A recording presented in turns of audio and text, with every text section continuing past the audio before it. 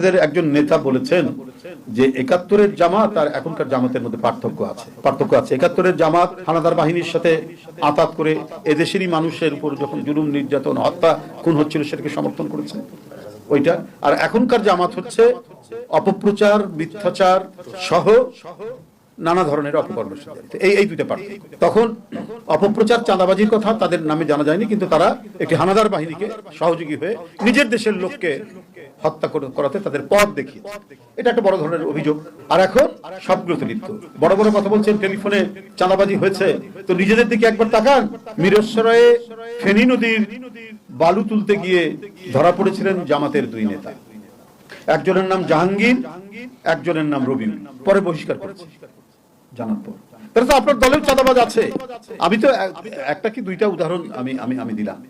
ফেনীতে মামলার থেকে অব্যাহতি দেবে বলে জাকির নামে এক জামাত নেতা, সে আবার রুকন, তাদের কাছ থেকে চাঁদা নিয়েছে, সেটাও পত্রপত্রিকায় এসছে বেশ কিছুদিন আগে। তাহলে তো জামাত কি বলে প্রশ্রয় দেয়, মানে ধর্মের নামে রাজনীতি করেন, সব নাকি পবিত্র মানুষ।